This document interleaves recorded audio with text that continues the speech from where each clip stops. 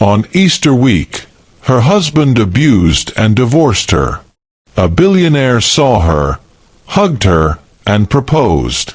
My beautiful and amazing family, welcome back to another journey together. The stories we share connect us, and today's tale might just touch your heart in ways you never expected. Meet Olivia Winters, a woman whose smile once lit up rooms but now barely flickers. At 32, she stands before her bathroom mirror on Easter morning, gently dabbing concealer over a fresh bruise blooming beneath her right eye. Her trembling fingers betray what her composed face tries to hide. 6 years of marriage to Maxwell Winters had slowly dimmed her light, each harsh word and cruel touch stealing another piece of her spirit. Yet something about this particular morning feels different. Perhaps it's the Easter bells echoing through their upscale neighborhood, or perhaps it's the quiet voice inside her whispering that even the longest winters eventually yield to spring. I wonder, have you ever stood at a crossroads where everything familiar suddenly feels wrong? That moment when you realize the life you've been living isn't truly living at all? Share your thoughts in the comments. I read every single one because your stories matter to me as much as the ones I tell. Before we dive deeper into Olivia's journey, a path that will take her from the depths of despair to an unexpected encounter that changes everything, hit that subscribe button and join our storytelling family. Because trust me, when you hear how a chance meeting with enigmatic billionaire Dominic Blackwood transforms Olivia's darkest Easter into something miraculous, you'll want to be part of every twist and turn. This isn't just another romance. It's about resurrection of the spirit, about finding strength when you thought all was lost, and about the power of seeing someone's true worth when they've forgotten it themselves. Olivia Winters possessed the kind of beauty that revealed itself slowly, not in bold declarations, but in quiet discoveries. Her chestnut hair fell in loose waves past her shoulders, occasionally catching copper highlights when sunlight found her. At 5'6", she moved with a dancer's grace, a remnant of 12 years of ballet training that her husband had deemed a waste of time shortly after their wedding. Her eyes, deep amber with flecks of gold, remained her most striking feature, though lately they carried shadows that no amount of sleep could erase. Today, her slender fingers adjusted the high neckline of her cream Easter dress, carefully concealing bruises while her mind calculated escape routes and safe words. She'd chosen this particular dress for its long sleeves and modest cut, perfect for hiding the evidence of Maxwell's latest outburst. The fabric whispered against her skin as she moved, smelling faintly of lavender from the sachet she kept in her closet, one small pleasure Maxwell hadn't yet taken from her. When Olivia spoke, her voice carried a melodic quality, soft but clear, though she'd learned to lower its volume around Maxwell. Her lips, naturally full and once quick to smile, now remained carefully neutral unless social situations demanded otherwise. Yet something in her posture, a slight squaring of her shoulders when challenged, the way her chin lifted almost imperceptibly when Maxwell entered a room, suggested that beneath the carefully constructed facade of submission, embers of defiance still glowed, waiting for the right moment to ignite. Before Maxwell, Olivia Rivera had been the daughter of Portuguese immigrants who'd built a modest but thriving bakery in their small town. Growing up surrounded by the warmth of flour-dusted hands and the rhythm of her father's stories, she developed an unshakable belief in hard work and human kindness. Her childhood home had been filled with laughter, music, and the understanding that love manifested in actions more than words. The bakery had funded her college education, first generation, magna cum laude, where she'd studied art history with dreams of museum curation. There, she'd met Maxwell Winters, heir to a regional banking fortune, who'd swept her off her feet with promises of a life where her talents could flourish without financial constraint. Her parents had expressed quiet concerns about his controlling tendencies, which Olivia had dismissed as old-world caution. The shift came gradually after marriage, first with subtle criticisms of her friends, then restrictions on family visits, followed by financial control disguised as protection. Each boundary crossed made the next easier to accept, each apology more convincing than the last. She'd stayed initially out of love, then out of hope for change, and finally out of fear, both of Maxwell himself and of admitting her perfect life was actually a perfectly constructed prison. What kept Olivia going now was her secret plan, a small online business selling hand-painted greeting cards that Maxwell knew nothing about, with profits carefully hidden away. Each dollar represented another step toward freedom, another day closer to reclaiming the woman she'd once been. That, and the promise she'd made to her grandmother's memory, that she would someday find joy again. Maxwell Winters commanded attention even in silence, 6'2" with steel-gray eyes that assessed everyone as either asset or liability. His tailored suits and meticulously groomed appearance projected success, while his measured speech and calculated charm won over business associates and community leaders alike.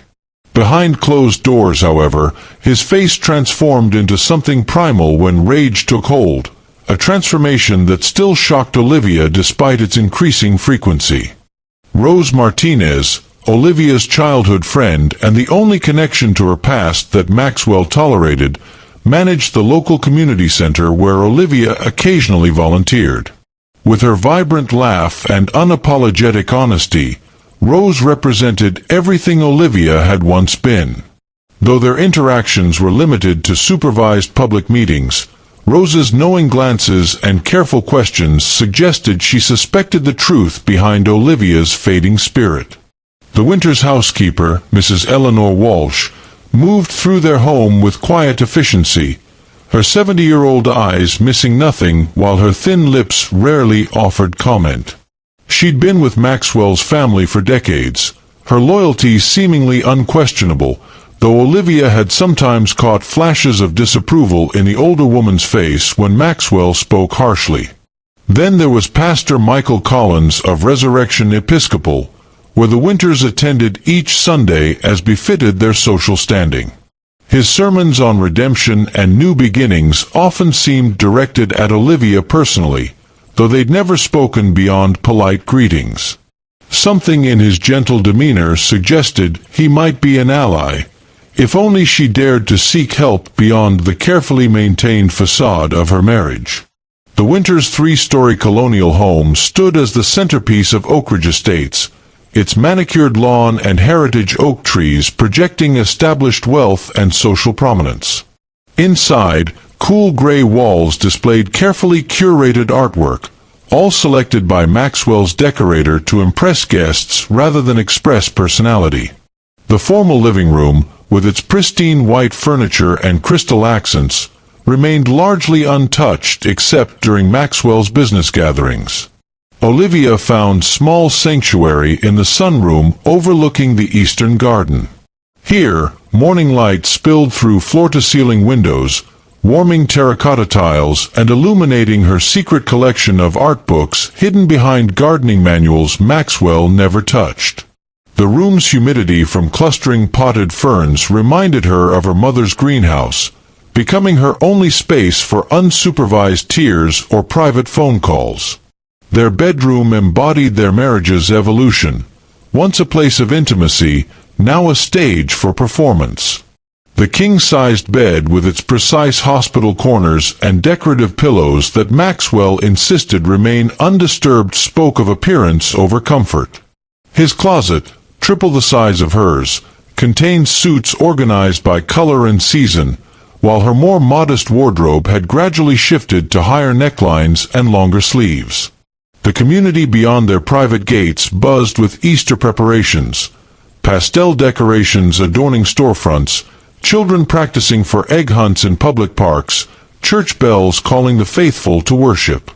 This contrast between Oak Ridge's pristine isolation and the messy, joyful life beyond its boundaries heightened Olivia's sense of imprisonment. The seasonal promise of resurrection and rebirth felt cruelly ironic against her daily reality of slow spiritual death within gilded walls. Easter Sunday dawned with uncomfortable perfection. The winter's annual brunch, a social obligation disguised as tradition, brought together Maxwell's business associates, local politicians, and carefully selected members of Olivia's family. Crystal mimosa flutes caught sunlight while caterers moved efficiently among guests scattered across the manicured lawn. Olivia navigated the gathering with practiced poise, her cream dress complemented by the pearl necklace Maxwell had presented that morning, a gift she now recognized as prelude rather than peace offering. She noticed his unusually attentive behavior, the way his hand lingered possessively at her waist as he guided her between conversation circles, his voice slightly louder than necessary when introducing her. The shift came during the toast. Maxwell clinked his glass, drawing attention with the practiced ease of a man accustomed to commanding rooms. His opening pleasantries about spring renewal and gratitude felt scripted, but when his gaze fixed on Olivia, something cold flickered behind his smile. "Speaking of renewal," he continued, "I believe in second chances. Unfortunately, my marriage isn't deserving of one." Silence descended as guests froze mid-sip, uncertain how to respond. Maxwell maintained his pleasant expression while methodically listing Olivia's failures as a wife: her inability to produce an heir, her embarrassing lack of financial acumen, her disappointing social performances. With each accusation, he transformed private moments into public humiliation, recasting her quietness as coldness, her caution as calculation. As murmurs rippled through shocked guests, Maxwell's assistant appeared at his signal, presenting Olivia with an envelope containing divorce papers. The documents, already bearing Maxwell's signature, cited irreconcilable differences alongside provisions that would leave her virtually penniless. "Consider this my Easter gift to you, darling," Maxwell said, voice carrying across the suddenly silent gathering. "Freedom from a marriage that clearly makes you so unhappy. I suggest you review these with whatever legal counsel you can afford." Olivia stood perfectly still, years of navigating Maxwell's unpredictable moods the only thing keeping her upright. The envelope burned against her fingers like a brand while faces blurred around her, some showing genuine shock, others poorly concealed fascination at witnessing such calculated cruelty. Her sister-in-law's barely suppressed smile confirmed this ambush had not been Maxwell's idea alone. Her first coherent thought was bizarrely practical. "Thank God I stored those greeting card profits in Rose's name." Her second was the absurd urge to apologize to their guests for the disrupted brunch. The third, striking with unexpected clarity, was that despite the public humiliation, despite being blindsided, what she felt rising beneath the shock wasn't despair but something dangerously close to relief. This realization triggered immediate guilt. Shouldn't she fight for her marriage? Try once more to become the wife Maxwell wanted? The questions formed and dissolved as muscle memory took over. Chin lifted, shoulders back, face composed into the pleasant mask she perfected over years of enduring Maxwell's corrections to her behavior. "I see," she said, her voice surprisingly steady. "Perhaps we should continue this discussion privately." Maxwell's smile tightened. He'd expected tears, pleading, perhaps even a scene that would validate his narrative of her instability. Her composure clearly disappointed him. "There's nothing to discuss," he replied, voice hardening. "My lawyers have prepared everything. You have 48 hours to remove your personal belongings from my home." "My home." The possessive stung worse than the divorce itself, reminding Olivia how thoroughly she'd allowed herself to be erased. As guests awkwardly dispersed, murmuring excuses, Olivia felt something crack inside her. Not her heart, but the shell of compliance she'd built around it. For the first time in years, she looked directly into Maxwell's eyes without flinching and thought, "This is not how my story ends." My beautiful family, have you ever experienced a moment when what seemed like your greatest humiliation actually became your pathway to freedom? That instant when you realized the thing you feared losing was actually the thing keeping you from becoming who you were meant to be. Drop a heart in the comments if you've ever had to walk through fire to find your true strength. And if you're connecting with Olivia's journey, tap that subscribe button and notification bell. Because what happens next, when she walks away from everything familiar and encounters someone who sees beyond her broken pieces, might just change how you view your own story. The 48 hours Maxwell granted became 24 when he remembered a charity gala requiring the house be prepared for additional guests. Olivia moved through their home, now irrevocably his, selecting only what couldn't be replaced. Her mother's hand-embroidered shawl, photographs predating her marriage, the art history books that had sustained her spirit during darkest moments. Mrs. Walsh silently helped pack these treasures, her efficiency masking what might have been sympathy. As Olivia reached for a small watercolor from their Bermuda trip, the housekeeper gently redirected her hand. "He checks the inventory, Mrs. Winters," she murmured. "Best take only what was yours before." The implication was clear. Maxwell had compiled a list of what she could take, and deviations would have consequences. When Olivia opened her jewelry box, she found it already emptied of everything except costume pieces and her grandmother's simple gold wedding band. The pearl necklace from Easter morning was conspicuously absent. Her phone buzzed with texts from unknown numbers, Maxwell's associates offering support that read more like propositions, suggesting her husband had been sharing unflattering stories long before the public announcement. When she called her parents, the line had been disconnected, their normally reliable presence suddenly unreachable. Rose answered on the first ring, voice tight with concern. "He's been here, Liv. Telling everyone you had some kind of breakdown, that you've been stealing money from charity accounts." Olivia's blood chilled. "That's impossible. I've never had access to—" "I know," Rose interrupted. "But he brought documentation. Bank transfers with your signature. Forged, obviously, but convincing. He's covering his bases, making sure no one will help you." The calculated precision of Maxwell's attack became clearer as the day progressed. Her credit cards were declined when she attempted to secure a hotel room. The small savings account she'd maintained was mysteriously empty. Even her car, technically leased under Maxwell's company, was reported stolen when she tried to leave the estate, resulting in a humiliating interaction with security guards at the gate. By evening, Olivia sat on a park bench 3 miles from the house, a single suitcase beside her containing 15 years of identity distilled to essentials. Her phone battery hovered near death, having spent the day in fruitless calls to former friends who suddenly couldn't speak or attorneys who wouldn't take her case against such a respected community leader without substantial retainers. Rain began falling, gentle at first, then with increasing determination, soaking through her light jacket.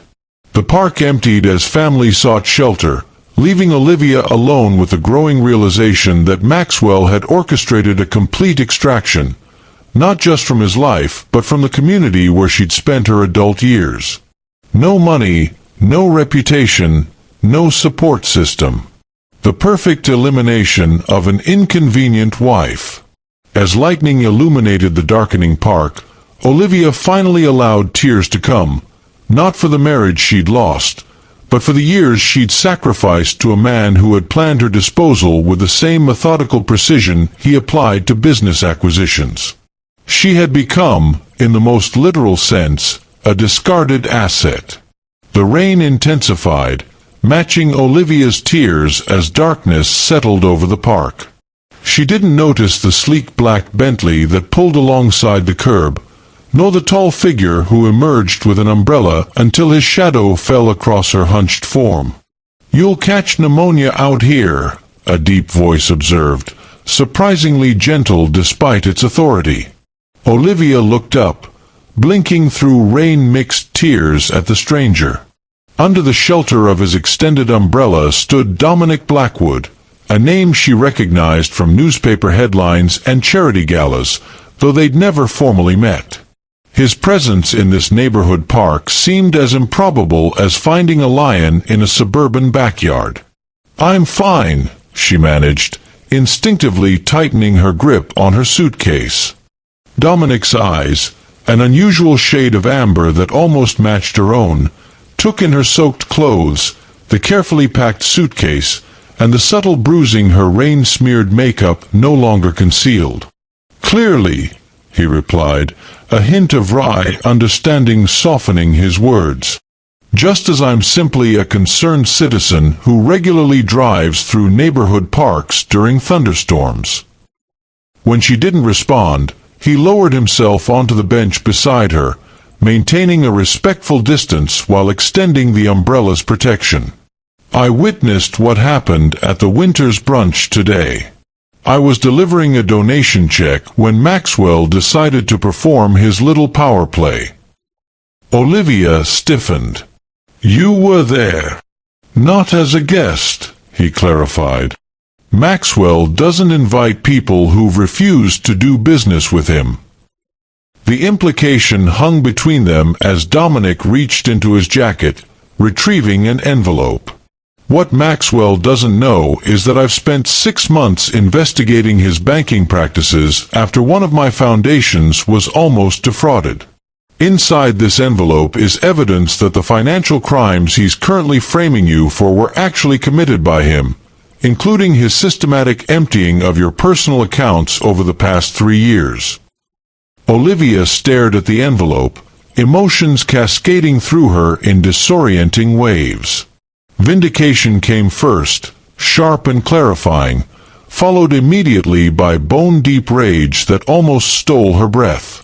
All those years of Maxwell's concern about her careless spending had actually been calculated theft.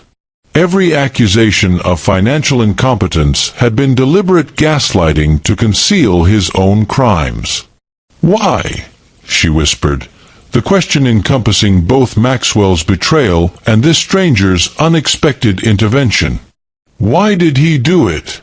"Tax evasion primarily, using your identity to create shell accounts," Dominic responded. "Why am I telling you?" "Because innocent people shouldn't pay for others' crimes."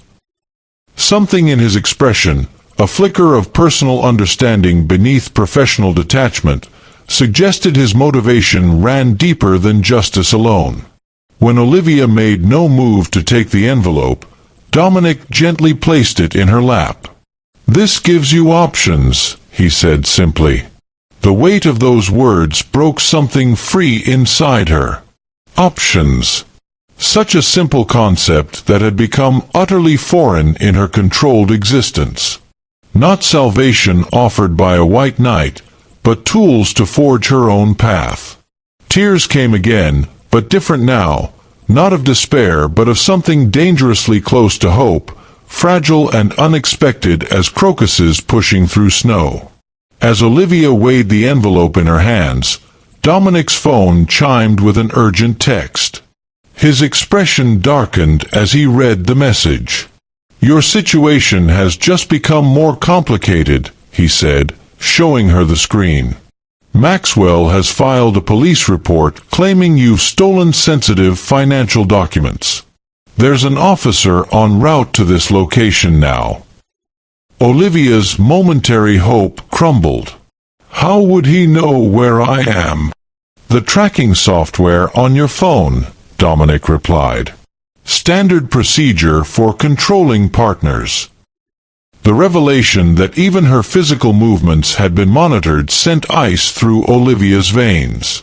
Before she could respond, Dominic continued.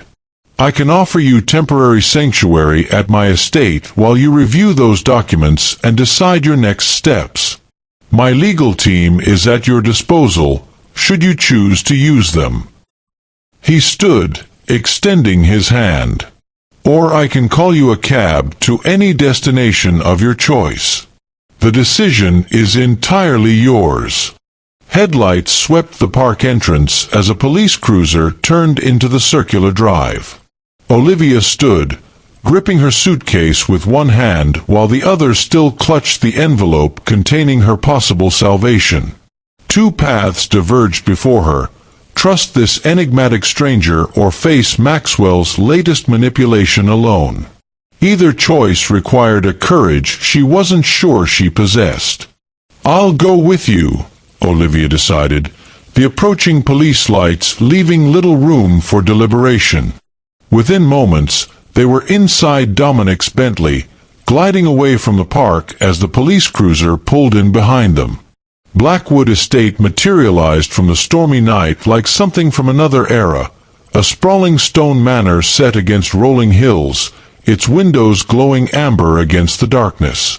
A silver-haired housekeeper named Ms. Abernathy showed Olivia to a guest suite larger than the apartment she'd had before marrying Maxwell. The woman provided dry clothes and a simple meal with no questions, her efficiency suggesting this wasn't the first time Dominic had brought home someone in distress. Morning brought the first challenge.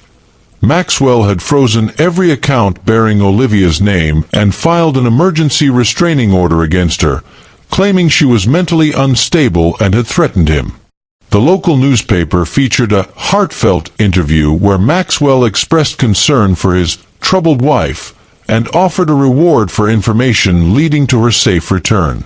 He's painting me as both criminal and victim, Olivia observed, scanning the article Dominic's security chief had brought with breakfast. Clever.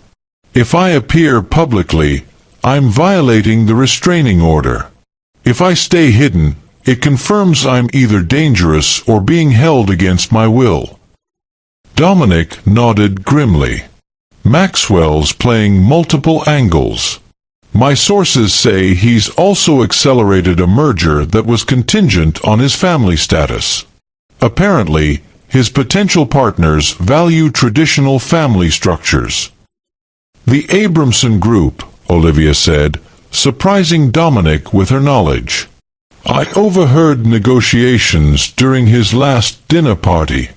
They wouldn't consider the merger while he was married to me because of my immigrant background, but a divorced Maxwell seeking redemption fits their narrative better than Maxwell with his foreign-born wife.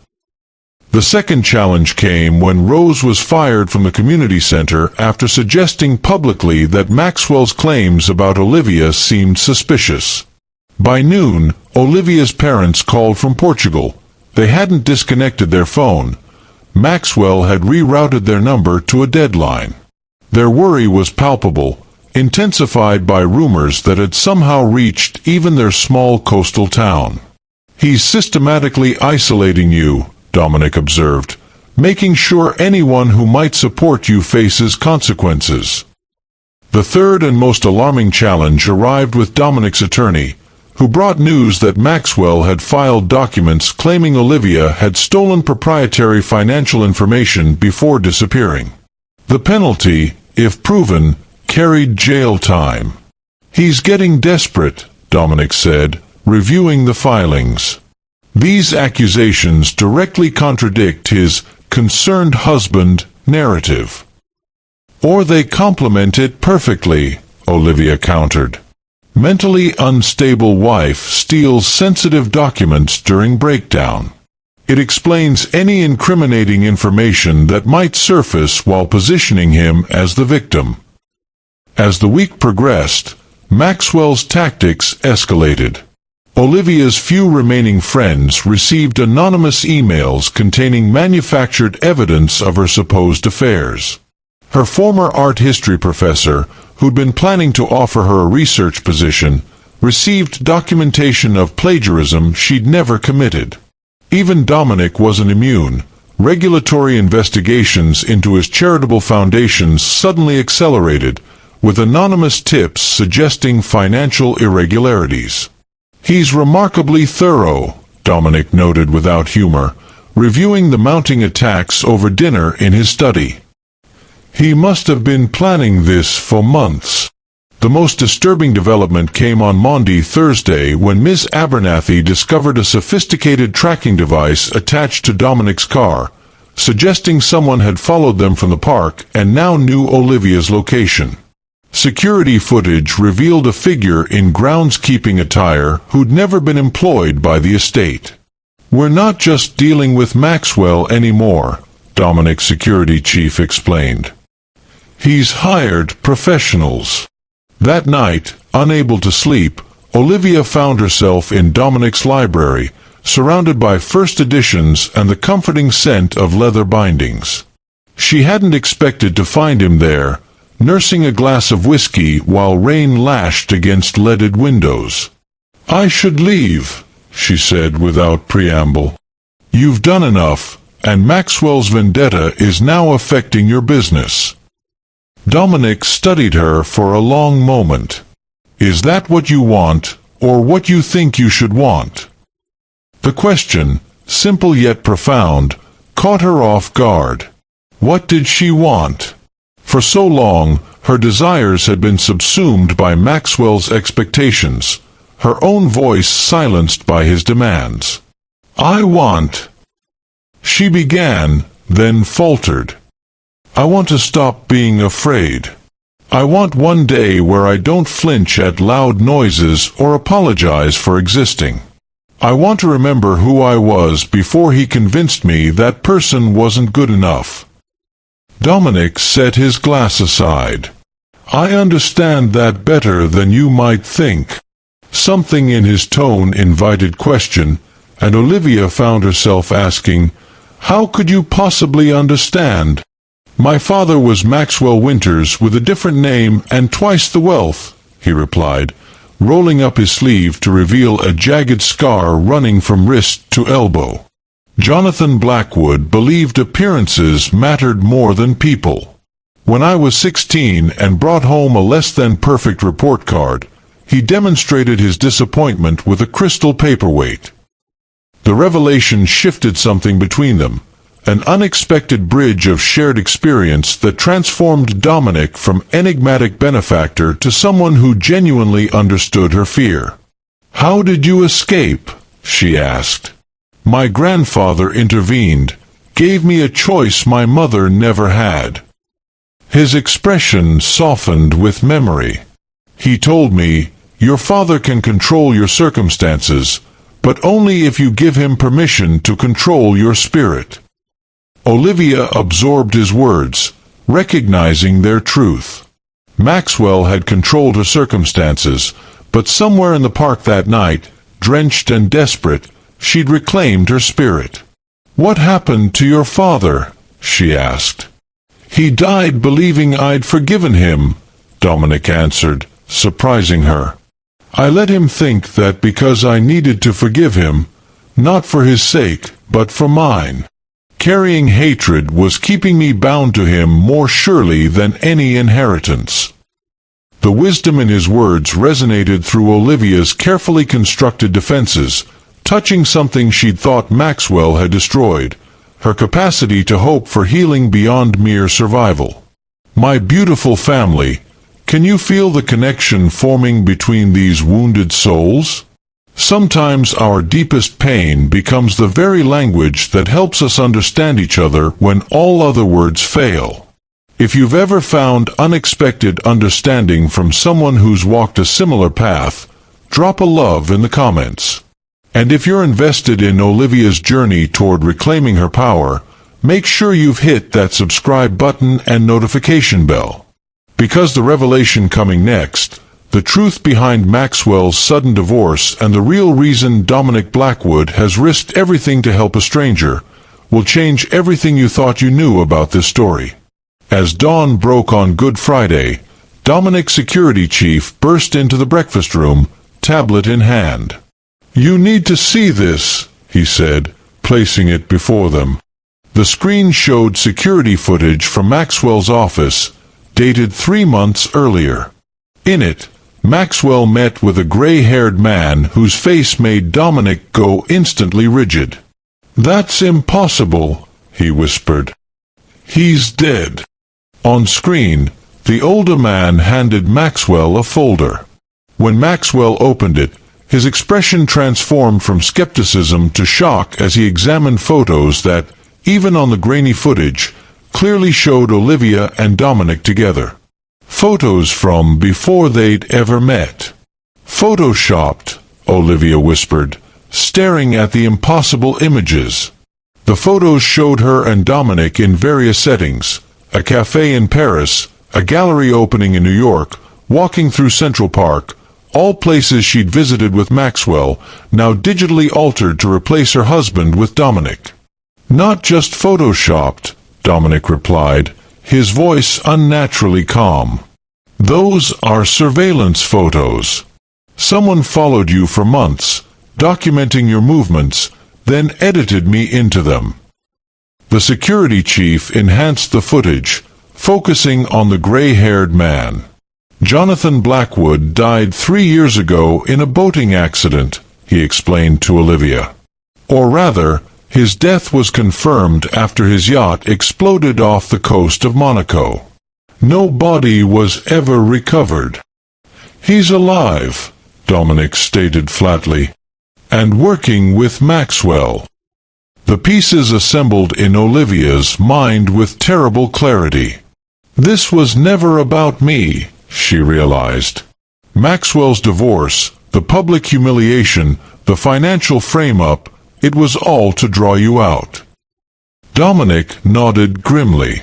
"My father always said my greatest weakness was helping strays." His bitter laugh held no humor. Apparently, he decided to create one irresistible enough to ensure I'd intervene. The revelation struck Olivia with physical force. She wasn't even the principal character in her own humiliation, merely bait in a vendetta between powerful men. The years of emotional abuse, the public destruction of her reputation, her entire marriage, all potentially orchestrated as components in Jonathan Blackwood's revenge against his son. "Why?" she demanded, fury replacing shock. "What could possibly justify using another human being this way?" "The Blackwood Foundation," Dominic answered.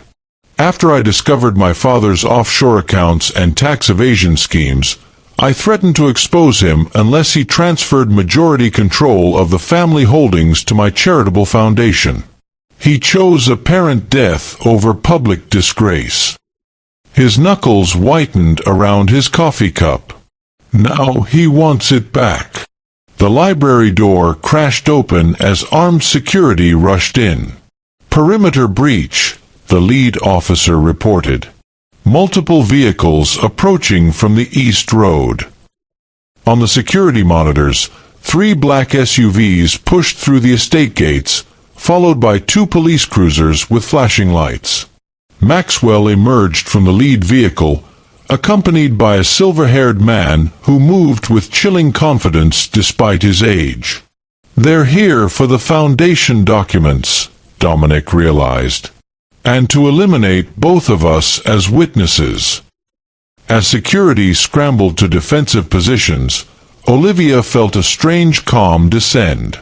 For the first time, she saw Maxwell clearly, not as the powerful man who had controlled her life, but as a pathetic pawn in someone else's game. She caught her reflection in the window glass and barely recognized the woman staring back, eyes fierce, jaw set, posture straight. "Give me your phone," she said to Dominic, an idea forming. "I know exactly what they want, and how to use it against them." Dominic's security team created a diversion at the front entrance while Olivia enacted her plan from his study. With steady hands that surprised even herself, she connected his phone to the estate security system, then dialed a number she'd memorized years ago but never dared use. "Federal Banking Commission, Financial Crimes Division," answered a crisp voice. "My name is Olivia Winters," she stated clearly. "I'm calling to report multiple instances of wire fraud, tax evasion, and identity theft. I have documentation ready to transmit, and I'm prepared to testify." As she spoke, she uploaded the evidence Dominic had given her in the park, along with the security footage showing Jonathan Blackwood alive. She added Maxwell's forged documents framing her, the manufactured plagiarism accusations, bank statements showing the systematic emptying of her accounts. "I'm also informing you that Jonathan Blackwood, previously reported deceased, is currently trespassing at Blackwood Estate with armed individuals, attempting to seize foundation documents. Local police appear to be cooperating with him rather than intervening." The agent's tone shifted from professional to urgent as the scope of Olivia's report became clear. Federal agents were dispatched immediately, with instructions for Olivia to maintain the call. When Dominic returned to the study, he found Olivia calmly directing a federal agent through the evidence while monitoring security feeds showing Maxwell and Jonathan being detained by newly arrived FBI officers. "You did this?" he asked, astonishment evident in his voice. "I spent years documenting Maxwell's business dealings," she explained.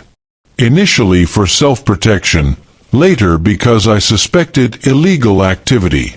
I just never had the courage to use the information." Her smile held no warmth. Amazing what clarity comes when you discover your entire marriage was a manipulation tactic in someone else's revenge plot. The woman standing before him bore little resemblance to the defeated figure he'd found in the rain. This Olivia radiated quiet power and determination, her former timidity replaced by purposeful calm. "They underestimated you," Dominic observed with newfound respect. "Everyone always has," she replied. "Including me." By Easter Sunday morning, Jonathan Blackwood and Maxwell Winters were in federal custody, facing multiple charges of financial fraud, conspiracy, and filing false reports. The investigation had expanded to include the local police department, where several officers had been on Jonathan's payroll for years. Olivia stood in Dominic's garden, watching sunrise paint the horizon in shades of pink and gold. The morning newspapers, delivered with breakfast, featured front-page stories about Maxwell's arrest and the resurrection of the supposedly dead Jonathan Blackwood. Her name appeared not as victim but as key whistleblower whose testimony had unraveled a complex financial conspiracy. "Your reputation is restored," Dominic said, joining her with coffee. "The federal prosecutor wants to meet tomorrow to discuss your testimony." "It's strange," Olivia reflected. "A week ago, I was terrified of speaking against Maxwell even to save myself. Now I'm ready to testify against him to save others from similar schemes." The morning light caught the gold band she still wore, her grandmother's ring, the only piece of jewelry Maxwell hadn't taken. With deliberate movements, she removed it and placed it in her pocket. The indentation on her finger would fade with time, as would the deeper marks Maxwell had left on her spirit. "The prosecutor mentioned compensation," Dominic said carefully. "As a whistleblower in a financial crimes case of this magnitude, you're entitled to a percentage of recovered assets. It could be substantial." Olivia nodded, already considering possibilities. "Enough to restart my art history career. Maybe even open that small gallery I once dreamed about." As church bells rang across the valley, announcing Easter services, Dominic hesitated before asking, "What happens now?" Olivia turned to face him fully, her expression open yet cautious. "Now I discover who I am when I'm not defined by fear. Now I build a life that belongs entirely to me." She extended her hand, not in need but in possibility. And perhaps, when I'm ready, we discover if there's something real between two people who met under false circumstances but connected through genuine understanding. 1 year later, Olivia stood in the center of Nouveau Renaissance, her newly opened gallery specializing in works by survivors of domestic abuse. Sunlight streamed through skylights, illuminating vibrant paintings and sculptures that transformed pain into beauty. Her own series of mixed-media pieces, titled Resurrection, occupied the feature wall, each canvas chronicling her journey from captivity to freedom. The woman who greeted collectors and artists moved with a confidence Maxwell would never recognize. Her voice clear and unwavering, her clothing vibrant rather than muted, her laughter unrestricted. The whistleblower settlement had provided financial independence, but it was her testimony that had given her something more valuable: her voice. Maxwell and Jonathan Blackwood had both received substantial sentences, their elaborate conspiracy exposed in a trial that became a media sensation. Olivia had testified with quiet dignity, looking directly at Maxwell as she detailed years of psychological manipulation and financial control. His attempts to paint her as unstable had crumbled under the weight of evidence and her clear-eyed testimony. "You've created something remarkable here," said Dominic, appearing beside her with 2 champagne flutes. The past year had transformed their relationship from rescuer and rescued to something more balanced. 2 people healing alongside each other, learning to trust again at their own pace. "We both have," she replied, accepting the glass. Dominic had restructured his foundation to focus specifically on supporting survivors of financial abuse, creating programs that help them rebuild credit and develop financial literacy. Their romance had developed slowly, with careful boundaries and profound respect. Dominic had waited patiently while Olivia rediscovered herself, never rushing her healing process or claiming ownership of her success. When they'd finally shared their first kiss 6 months after Easter, it had been Olivia who initiated it, a choice made from strength rather than gratitude or obligation. "To new beginnings," Dominic toasted, his eyes reflecting the same hard-won peace she felt. "And to recognizing endings as doorways," Olivia added, "not walls." The most profound lesson of Olivia's journey wasn't that pain could be transformed into strength, though certainly her experience proved this truth. Rather, it was the realization that even in our darkest moments, when we feel most thoroughly erased, the essence of who we are remains intact, waiting to be reclaimed. Maxwell had spent years convincing Olivia she was nothing without him, a common tactic of abusers who maintain control by destroying their victim's sense of self. Yet when faced with the ultimate crisis, her core identity had reasserted itself. The young woman who had excelled in college, who had dreamed of curating stories through art, who had believed in human connection, she had never truly disappeared. This truth offers hope to anyone feeling lost in circumstances that seem to define them.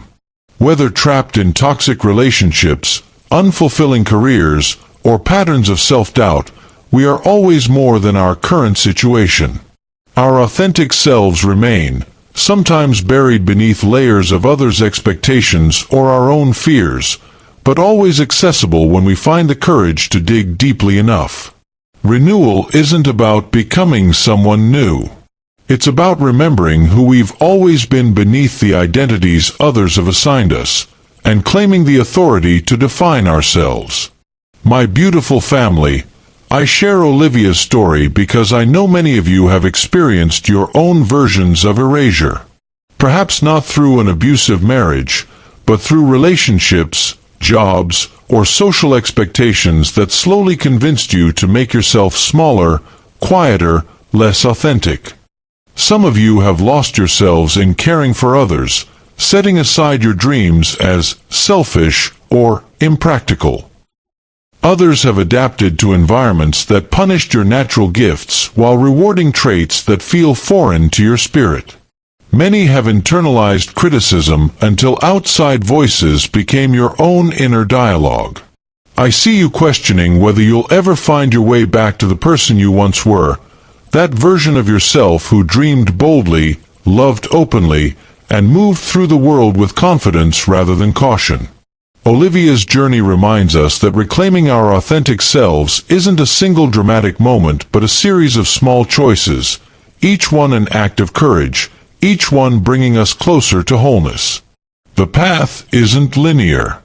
There are setbacks and moments of doubt.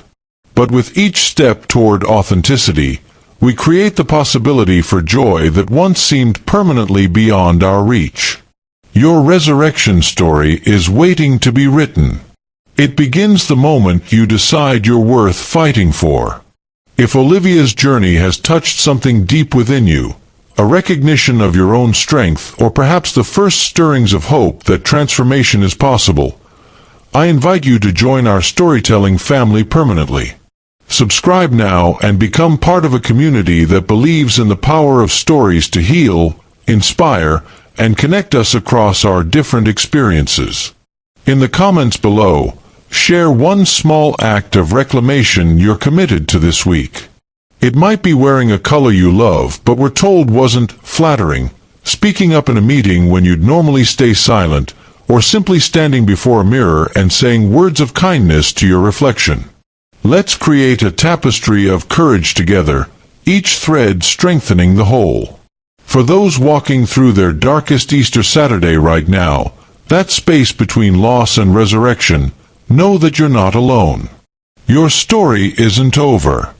The seemingly impossible transformation from caterpillar to butterfly happens in the darkness of the cocoon, just as our most profound growth often occurs during our most challenging seasons. Remember Olivia's words, endings are doorways, not walls.